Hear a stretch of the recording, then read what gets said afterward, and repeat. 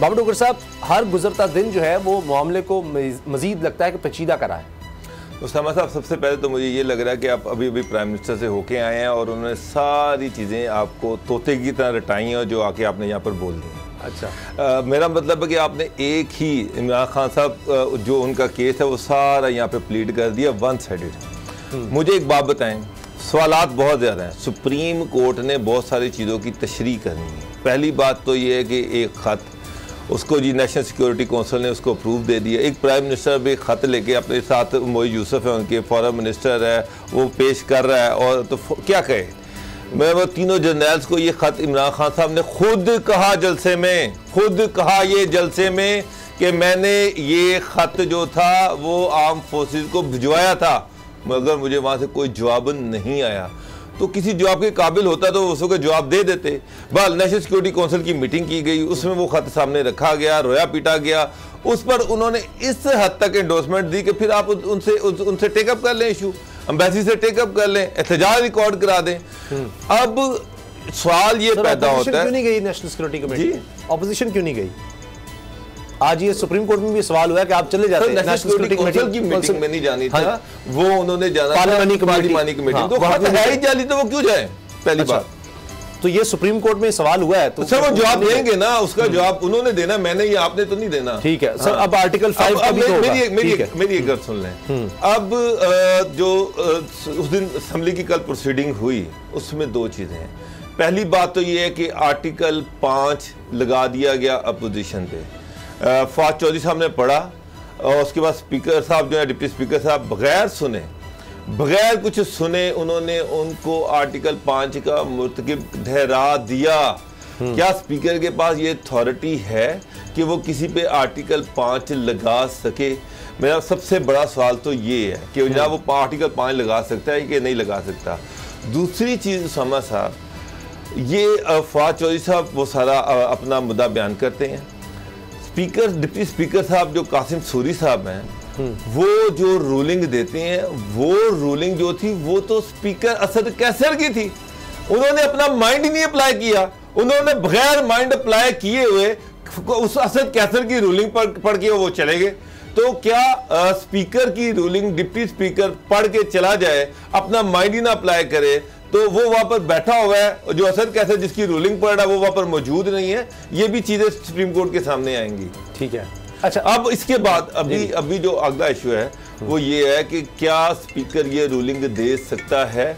क्या वो अदम एतमाद की तहरीक को इस तरह से उड़ा सकता है जिस दिन वोटिंग है उस दिन? बस ये सारी चीजें सुप्रीम कोर्ट ने डिस्कस करनी है। सही है। सुप्रीम कोर्ट ने अभी अपनी प्रोसीडिंग स्टार्ट की हैं, लेकिन दो चीजें बढ़िया हैं जो उन्होंने कल की हैं। एक तो उन्होंने कल भर वक्त उन्होंने एक ये अनाउंसमेंट कर दिया शो जजमेंट में कि जनाब कोई गैर आईनी इकदाम नहीं होगा, कोई गैर आईनी इकदाम ना करें, अदारे से बात है। दूसरी चीज जो उन्होंने की कि उन्होंने कहा जी प्राइम मिनिस्टर और प्रेसिडेंट चूँका आईनी बुरहान है, आईनी क्राइसिस है, वो जो भी काम करे वो सुप्रीम कोर्ट के नॉलेज में ला के करें, हमें बता कर करें। यहाँ पर जनाब वो प्राइम मिनिस्टर को बड़ी जल्दी पड़ी हुई है इलेक्शन की। उन्हें वो उनको ये डर है कि ये अंडू ना हो जाए और कहीं ये सारा मामला खुल ना जाए। वो बड़ी तेजी से जनाब प्राइम मिनिस्टर तो आपके ख्याल से महंगाई की वजह से अनपॉपुलर होने चाहिए, तो उनके हक में जाएगा अपोजिशन के। वो अनपॉपुलर आदमी है, उसको ज्यादा जल्दी है, तो अपोजिशन को जल्दी होनी चाहिए। अब तो बिलावल भुट्टो साहब तो कह रहे हैं खुश है, हमारे प्रेशर की वजह से खुदकुशी, सियासी खुदकुशी कर ली। अच्छा सर, चले दोबारा साहब, ये पाकिस्तान की आखिरी असेंबली नहीं है, आगे भी असेंबलियों ने आना है। कल इमरान खान साहब भी अपोजिशन में बैठ सकते हैं, कल वहां पर भी इत्तेहादी उनसे मिल सकते हैं, कल वो भी अदम इत्तेमाद की तहरीक ला सकते हैं। इसका मतलब ये कि फिर आर्टिकल 95 तो फारिग हो गया ना, खत्म हो गया। फिर तो आगे कभी कोई स्पीकर अदम इत्तेमाद की तहरीक को एंटरटेन ही नहीं करेगा, वो इस तरह की रूलिंग दे देगा। कल ये स्पीकर रूलिंग दे दे कि जनाब ये जो असम्बली है, मैं 5 साल असम्बली गुजार दी है, वो ये रूलिंग दे दे कि ये जो असम्बली है ये अगले 5 साल भी रहेगी और यही कैबिनेट रहेगी, यही प्राइम मिनिस्टर रहेगा और मैं स्पीकर रहूंगा। तो वो क्या बाइंडिंग होगी? उसको किसी कोर्ट में चैलेंज नहीं किया जा सकेगा और वो असेंबली अगले 5 साल पूरे करेगी। मेरा आपसे सवाल है, तो सर इसका फैसला होना चाहिए। खान साहब भाग क्यों रहे हैं? आपने गैर आईनी इक़दाम किया तो आप क्यों दौड़ रहे हैं? कोर्ट में फैसला देखें, उसका जवाब आ रहे हैं ना। इलेक्शन में तो फिर भी जाएगा सर, तो रो रहे हैं, पीट रहे हैं, मर गया, लुट गया, इलेक्शन में आ जाओ, इलेक्शन में आ जाओ। भाईजान अच्छा, इसका फैसला होने दें। खत का भी फैसला होना है, अब सुप्रीम कोर्ट में खत भी आएगा, अच्छा, उसका भी फैसला होना, अभी बड़े फैसले होने हैं। खान साहब थोड़ा सा सबर करें, इस पे तो अब थोड़ा सा हिम्मत करें। अच्छा, खत पे तो इस वक्त हुकूमत खुश है। फवाद चौधरी साहब ने कहा है कि जब वो आएगा नेशनल सिक्योरिटी कमेटी की इजलास में जो कुछ हुआ उसके मिनट्स भी लाने को तैयार है। शामिद कुरैशी साहब ने भी कहा है, लेकिन लग रहा है फारूक नाइक साहब जो है वो उस तरफ नहीं जाना चाहते। उनसे भी ये जब सवाल हुआ तो उन्होंने कहा जी मुझे टाइम दे दें, लेकिन मैं देख रहा था वो ऐसे लग रहा है कि जैसे अदालत पर डाला जा रहा है कि जी अदालत डिले कर रही है, जबकि मैंने जहां तक पढ़ा है फारूक नाइक साहब ने कहा जी मुझे टाइम दिया जाए। गुलाम मुर्तज़ा साहब, क्या हुआ आज? सुप्रीम कोर्ट ऑफ पाकिस्तान की प्रोसीडिंग्स के ऊपर तो ज़ाहिर है कि जो कुछ वहाँ अभी तक चल रहा है उसमें बाबर अवान साहब के दलाइल हैं और फारूक नाइक साहब के दलाइल हैं, लेकिन उसमें कोई दलाइल में तो किसी तरह की भी कोई नतीजा बाहर नहीं निकल सकता और ना ही कोई नतीजा अखज़ किया जा सकता है। ऐसे ही है कि एक अपने आर्गूमेंट्स दे रहा है और दूसरा बंदा जो है वो दूसरा वकील अपने आर्गूमेंट्स दे रहा है। सवाल ये है कि क्या स्पीकर कौमी असम्बली जो है या डिप्टी स्पीकर कौमी असम्बली उन्होंने रोलिंग जो दी है कि वो कॉन्स्टिट्यूशनल है अनकॉन्स्टिट्यूशनल। अच्छा, वैसे आज तो मेरे ख्याल से फारूक नाइक साहब की ही बात हुई है। बाबर अवान साहब तो सिर्फ वो इलेक्शन की बात करने लगे तो जजेस ने रोक दिया कि नहीं आप सियासी बात ना करें, अभी सिर्फ आईन और कानून की। तो फारूक नाइक साहब का ही हुआ है सारा, और वो तो शुरू में उन्होंने तो जजेस पर ही एतराज उठाने की कोशिश की बेंच की। बाबर अवान साहब ने दलाइल शुरू किए थे और रेफरेंस की बात वो करना चाह रहे थे, लेकिन सदारती रेफरेंस की बात के ऊपर उन्होंने कहा कि आपकी बात सुनेंगे, आप इनको दलाइल देने दें, उसके बाद आपसे भी बात करेंगे, आपकी बात भी सुनेंगे। तो उसके बाद फारूक नाइक साहब ने ही दिए हैं दलाइल अभी तक के, और जाहिर है कि बाबर अवान साहब से भी पूछेंगे, वो जवाब लेंगे। अटॉर्नी जनरल फॉर पाकिस्तान से भी पूछेंगे कि उन्होंने कुछ चीज़ें, अटॉर्नी जनरल फॉर पाकिस्तान ने, मैं आपकी इतला के लिए अर्ज़ कर दूं कि जब ये केस चल रहा था सदारती रेफरेंस वाला, उसमें उनसे पूछा गया था कि कोई रुकावट है, उन्होंने कहा था कोई रुकावट नहीं है। उनसे पूछा गया कि क्या वोट अपना डाल सकेंगे लोग, उन्होंने कहा जी बिल्कुल वोट डाल सकेंगे। और क्या मुनर्रफ अराकीन की भी वोट डाल सकेंगे, उन्होंने कहा जी बिल्कुल वो भी डाल सकेंगे। फिर उनसे पूछा गया क्या मुनर्रफ अराकीन के वोट जो है काउंट होंगे, उन्होंने कहा जी बिल्कुल काउंट होंगे। ये बातें attorney general for Pakistan supreme court के रूबरू कह चुके हैं, बेंच के रूबरू बात कर चुके हैं। ये बात उठेगी, लेकिन ये क्या नेशनल सिक्योरिटी कमेटी के इजलास से पहले की ये बात थी या उसके बाद ये उन्होंने अंडरटेकिंग दी है अटॉर्नी जनरल ने? अच्छा, नेशनल सिक्योरिटी कमेटी की जो बात करते हैं उसकी इंटरप्रिटेशन जो है वो गवर्नमेंट ने जो इंटरप्रिटेशन की है, क्या आप समझते हैं वही इंटरप्रिटेशन है उसकी? उसमें कहीं कोई प्लॉट का जिक्र नहीं है, कहीं कोई फॉरेन फंडिंग का जिक्र नहीं है, कहीं पे कोई आप अगर चेक करें तो आपको उसमें कहीं नज़र नहीं आएगा कि उसमें लिखा हो कि मुल्क के ख़िलाफ़ साजिश हुई है। उसमें जो कुछ भी लिखा हुआ है उसमें एक लफ्ज़ लिखा हुआ है सिंपल कि वो। और दूसरी बात यह है कि चलें ये अगर नेशनल सिक्योरिटी का तर्जमान जो है वो हुकूमत ने तर्जमानी करनी है, उन्होंने करनी है। आज बिलावल भुट्टो ने कुछ सवाल पूछे हैं, कुछ सवाल कहे हैं उन्होंने, उन सवालों का जवाब भी ज़रूरी है। वो अब ISPR ये तो बड़ा मसला बन जाएगा हुकूमत के लिए। फिर शामिद कुरैशी साहब, फवाद चौधरी साहब इतने खुश क्यों है कि जी आए फिर उस पर उस लेटर पर और मिनट्स पर भी आ जाएं कि वहाँ पर क्या हुआ? किसी की खुशी, किसी की देखिए किसी की खुशी या नाखुशी का हमें क्या कि हम वो खुश हैं या नाखुश हैं, वो भंगड़े डाल रहे हैं या वो लुडियाँ डाल रहे हैं, अंदर से अल्लाह जानता होता है कि किसके अंदर के हालात क्या हैं और वो किस तरह से अपनी ड्यूटी निभा रहा होता है। सूरत हाल जो है वो इस वक्त एक खला की सूरत हाल है। बतौर कॉन्स्टिट्यूशनल तालिब इल्म की हैसियत से ये एक फ़िक्रमंद लम्हा फ़िक्रिया है।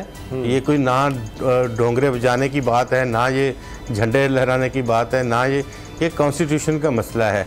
और दूसरा, नेशनल सिक्योरिटी का इशू भी कोई कम इशू नहीं है, दोनों मामलात बहुत बड़े हैं। लेकिन यहाँ कंडक्ट हो रहा है, यहाँ इंटेंशंस जो है वो जिक्र हो रहा है डिप्टी स्पीकर की आर्टिकल 5 की रोलिंग का। यहाँ नेशनल सिक्योरिटी का मामला जो है वो एक अलग मैटर है, उसकी इंपॉर्टेंस कम नहीं हो जाती किसी के कहने से या किसी के करने से, या ज़्यादा नहीं हो जाती किसी के बहुत ज़्यादा उछालने से। वो मैटर भी चेक होने लायक है और उसके ऊपर भी एक इंडिपेंडेंट राय, एक इंडिपेंडेंट ओपिनियन आना चाहिए।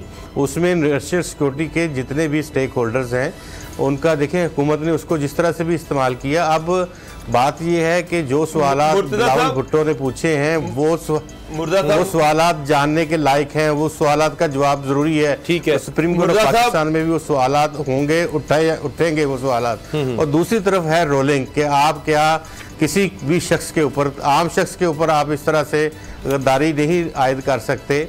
और आपने ना कोई इन्वेस्टिगेशन, आप खुद ही मुद्दई मुकदमा बन गए, खुद ही आप जज बन गए, खुद ही आपने प्रोसीडिंग कर ली, खुद ही आपने सजा सुना दी और खुद ही आपने अदालत में भी क्या हुआ ना, ये ऐसा नहीं होता। वो अलग से है, रेफरेंस अदालत में भी है कि जो मुनव्वर अराकीन है उनका क्या किया जाए, वो तो अभी तक चल रहा है।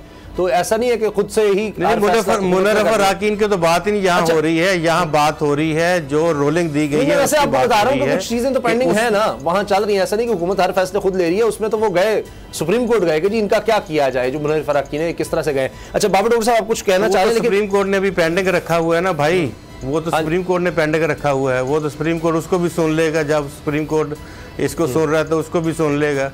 ऐसी सूरत हाल में ये किसी के लिए भी खुशी का मकाम नहीं है। और ये इस तरह के बातों के ऊपर फुलझड़ियाँ चलाना, बाजे बजाना और इस तरह की चीजें कराना, ये कम अकली है, कम शऊरी है, देखिए कम फहमी है, लाइल्मी है। कोई इन्वेस्टिगेटिव बॉडी तो नहीं है, उसके पास कोई इन्वेस्टिगेटिव मैकेनिज्म तो नहीं है कि उन्होंने उस लेटर की इन्वेस्टिगेशन की हो, उन्होंने उसको सारे को पता किया हो कि जनाब एम्बेसडर को इंटरव्यू किया हो, उसके बाद अमेरिकन को रब्ता किया हो। उनके सामने प्राइम मिनिस्टर एक ख़त रख रहा है और प्राइम मिनिस्टर अपना रोना रो रहा है कि ये देखिए मेरे साथ क्या हो रहा है, ये अमेरिकन मुझे क्या कह रहे हैं। उन्होंने उस पर कहा कि अगर अमेरिकन ये कह रहे हैं, अगर वो ये पैगाम भिजवाया तो आप उनसे प्रोटेस्ट करें। यही बात हुई है, इससे आगे तो कोई बात नहीं हुई। कहीं नेशनल सिक्योरिटी काउंसिल की मीटिंग में ये कहा कि जी ये जो अपोजिशन है ये गद्दार है, या अपोजिशन जो है अगर ये अदम इत्मीनान इस पर लेके आ रही है तो नेशनल सिक्योरिटी काउंसिल ने उसमें कंसर्न शो किया हो और कहा हो कि इसको इन्वेस्टिगेट किया जाना चाहिए। या तो नेशनल सिक्योरिटी काउंसिल ये कहती कि इस मामले को इन्वेस्टिगेट किया जाना चाहिए, क्या वाकई अमेरिकन अपोजिशन को पैसे दे रहे हैं, क्या वाकई अपोजिशन की ये जो अदम इत्मीनान की तहरीक है ये मैनूवर्ड है, ये अमेरिकन की पुष्पनाई पर की जा रही है, तो फिर वो उसकी इन्वेस्टिगेशन का कहती। नेशनल सिक्योरिटी काउंसिल एक स्टेप आगे जाती, उसका जो कि जनाब आप अमेरिकन से एहतजाज करें, वहां पर कहीं ये जिक्र नहीं है अपोजिशन का। तो समझ साहब वो जब सामने आएगी, अभी ये जो नाचे में मुद्दा से एग्री करता हूं। सब्सक्राइब करें और बेल दबाएं ताकि कोई खबर रह न जाए।